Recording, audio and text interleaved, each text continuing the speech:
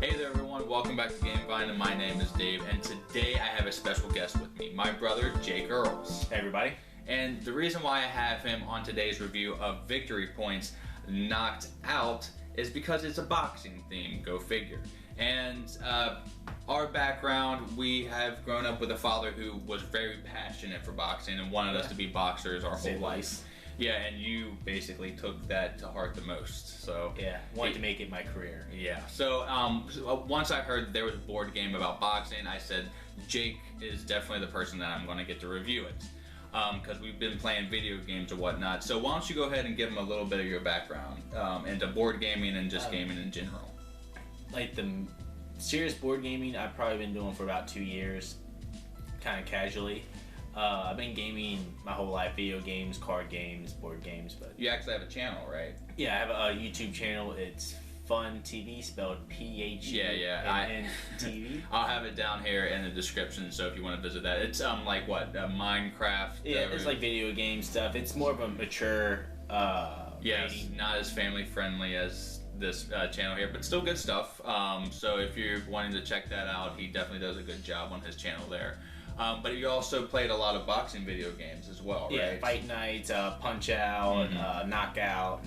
Pretty much any boxing game there is out there I've played. This is our first boxing board game. It's my first, and I've been playing a lot of board games, but this is the first one. I haven't seen any. Yeah, so this is something that I was kind of intrigued by, and Victory Point is a company, I like to call them the little game engine that could.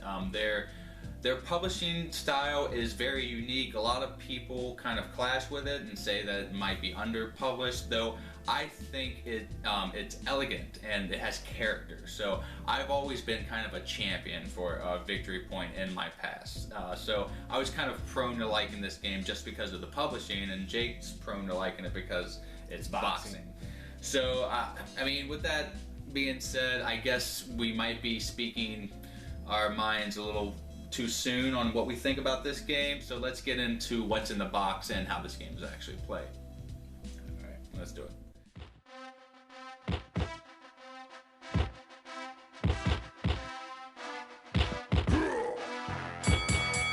Okay, so what comes in the box Knocked Out by Victory Point? Well, it comes with a barrage of cards here. I, of course, sleeve my cards. You don't have to. This is the back of the cards, and this is the front. There are two different types of cards in this game, and I will briefly show you what they are and tell you about them later. There are prep cards, which are the red writing, and there are just basic fighting cards, which are black writing. That's the subtle difference. The other card in here is basically an action card that tells you exactly how what you can do on your turn. The cardboard components, we have the tiny little belt here that everyone seems to love, apparently. Right here, this is what you win in tournaments if you're playing rounds, and whoever wins the most belts or a certain amount of belts wins the game. The last one is a starting player marker here. This is used in 3 and 4 player games. The other components that we have are the player tokens of these 4 colors. Blue is in there, I promise. And you put these on the guys on the board here. These are the actual player markers that are going to be moving and punching within the ring. The last thing we have cardboard wise is the puzzle board. Victory Point loves making puzzles with their boards. I mean, it's decent thick cardboard. It's only one-sided. They laser cut all this cardboard, so I didn't really worry about punch outs. The production, like I said, is very unique. It has character, and I like it. It's probably not for everyone though, right? I don't know. And I do want to point this out. Victory Point always sleeves their games in boxes like this, and comes in this box like you used to have in school and sold your candy bars out of, for the fundraiser. It always comes with a napkin that has a Victory Point on it, because there's soot on it, because they laser cut their cardboard components. So that's pretty interesting.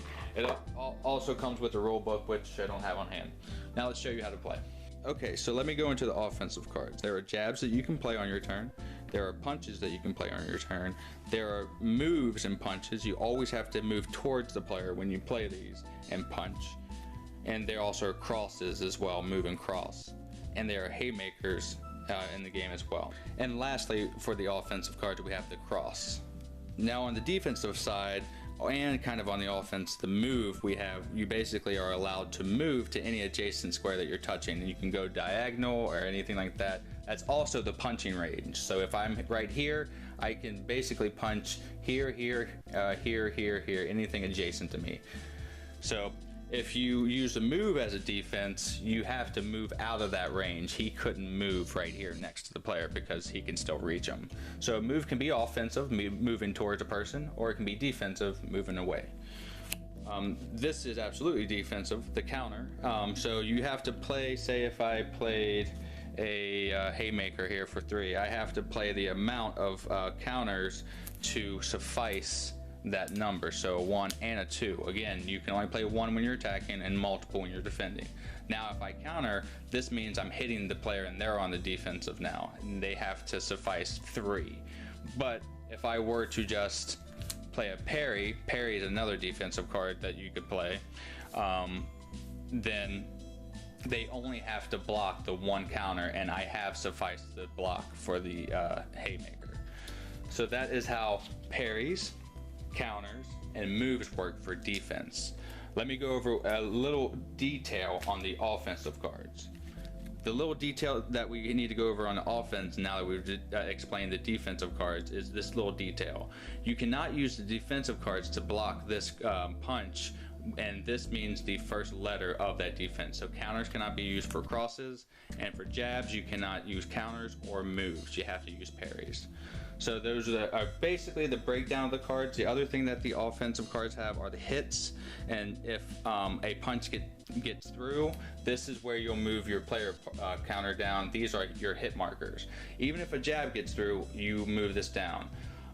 So this shrinks your hand because you can only hold 7, and there's no way of getting this back up. So once it's down, it's done. And once it hits KO, that's how you lose the round and the player wins. So that's how that works. And the only other one that has more than 1 hit on it is this haymaker. If this gets through, then you get hit for 2. So me and Jake are gonna play a few rounds just to show you the way that the game flows, and we'll get into our opinions of the game. So the other thing that I want to mention is when any punch gets through, even if it's a jab, your opponent pushes you back. So say if he haymakered and he hit me, even if it's just it's the 2, you only get pushed once. So Jake punches me, he says, I want you to get pushed over here. And this is a way that you can punch and push somebody in the corner, and once they get into the corner, they can't go any further. And if that is the way that the person chooses to push, they just stay like that. So again, if a punch gets through, no matter what kind of punch it is, it's a push, and you push your opponent. Okay, so now me and Jake are gonna go through some of the cards for you just to give you an example. I'm just gonna move him up here, and I'm gonna be the first one swinging. So I'm on the offense, and I can choose to do all my actions. I'm gonna throw a haymaker of 3. All right, now we'll put a parry of 2 and a counter to make that 3. All right, so he equaled what he needed to do to block the haymaker, but he also added 1 counter. I have to either block or parry the 1 counter, which I can't do, and I'm gonna take a hit. And this was down, but that doesn't matter. So I go down, now I can only hold 5 cards. Now, if you ever have to shrink your hand from 6 to 5 when you get hit, you have to discard 1. And when you're drawing your cards and you are like at 4 and you can only hold 5, you can discard 1 to draw the 2, or you can just choose to draw the 1. So okay, now that Jake has defended the haymaker, it's my turn because we're going back and forth. We're simulating a fast boxing match. I'm gonna go on the offense again since I'm close enough, and jab. He cannot move and he cannot counter, so he has to parry. Do you have a parry? I do not have a parry. So he finally takes a hit, and then I push him back into the ropes. Now Jake's gonna have to move, and basically, do you have him moving across?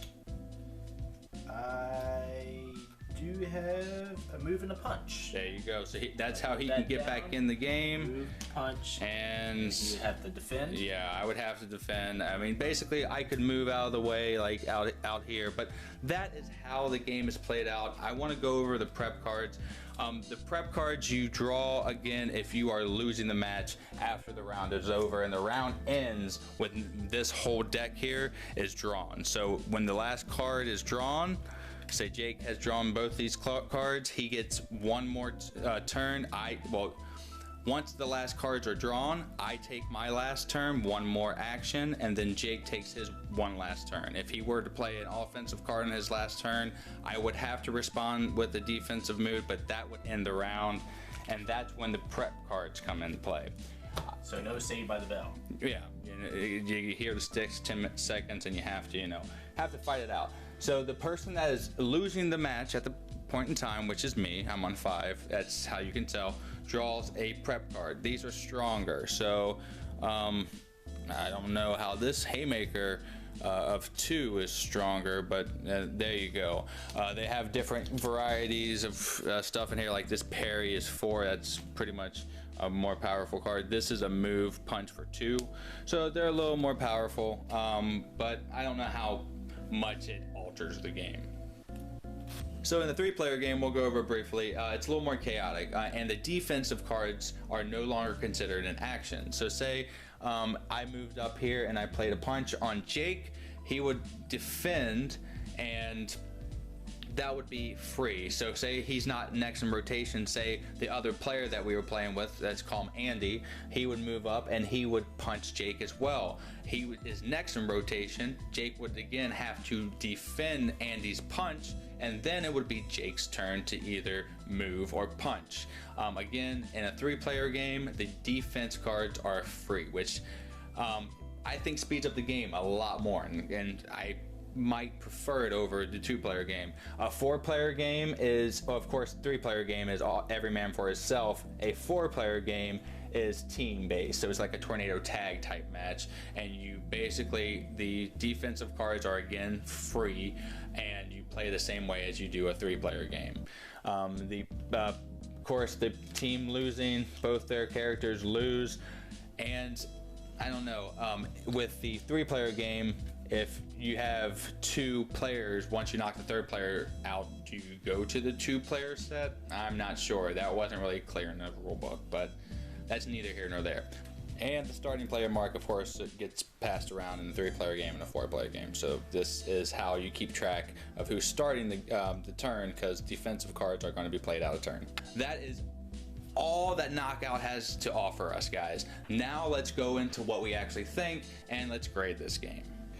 Okay, so just a few things before we get into the final thoughts. There are just a few gripes that I forget to mention in the overview, so I just want to mention them now. The one thing that can happen in this game is that you just get a very bad hand, and you just lose the match because you draw bad. That's one of the things that I'm not too keen on, but again, this is a card game, so that will happen. So just, fight through it, no pun intended. The other, kind of major gripe that I have, though it's, I don't know, you don't get the prep cards too often, is they could really did something different with their prep cards to make them more distinguishable. Only for the fact of sorting, really. So this is a regular fighting basic parry, and this is a prep card parry. The difference is just the wording. The basic are black, and the advanced prep cards are red. It's really hard to distinguish, and I don't know, they probably could have did something different. Also, one thing I want to mention is we often forgot to push a player after they have been successfully punched.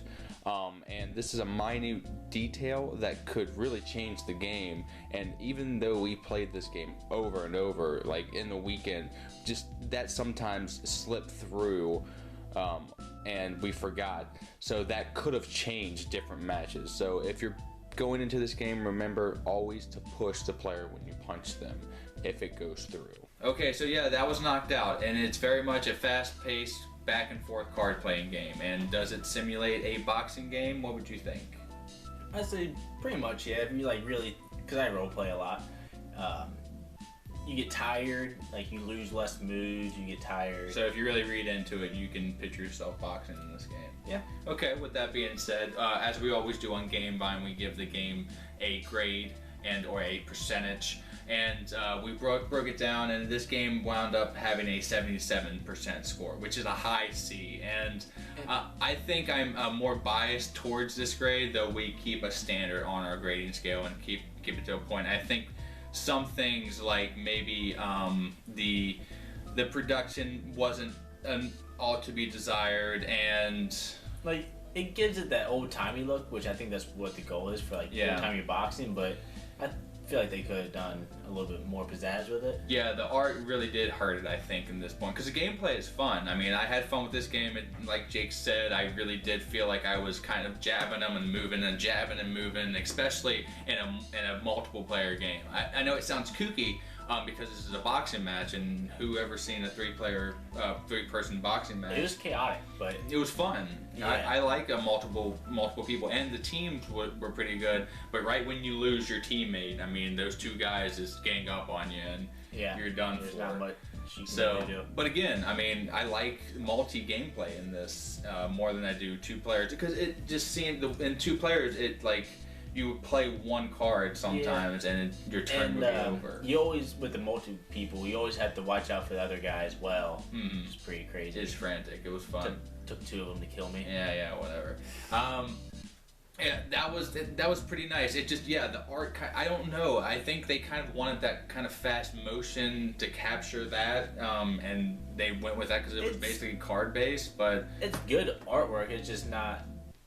It's very old timey. If they probably would have went with, like you said, maybe a more cartoon idea, or like crazy realistic, and hopefully that would have went well. But other than that, I think a 77%, a C+, almost a B, is a good game, especially for a genre that doesn't have much in it. There are not that many boxing games board games. There are a few out there, but this is the only one that I've played.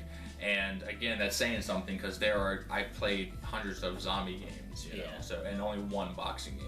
So I'm glad Victory Point picked this up and really ran with it, because they did a good job. And you said maybe an expansion would kind of heighten this game a little bit. For like certain cards, like they could add like slips or dodges or something like that. That'd be a really interesting, or like different kind of punches, or just kind of go wacky, even like atomic punch or something like that, or just do a different kind of game. I think this is the right step in making a great boxing board game. But until then, this is a great one to have on your shelf. I think that the longevity, the gameplay, the replayability of this game is there, and we both felt like boxers. Yeah, you know? It's fun. Yeah, I enjoyed it. Good. So thank you so much for joining us in the review of Knocked Out from Victory Point today. And I've been Dave. And I'm Jake. And please like and subscribe to the video. And until the next time that we see you, have a great rest of your day and a great time with everything that you play. You heard it here on the Game Vine. We're out. See ya.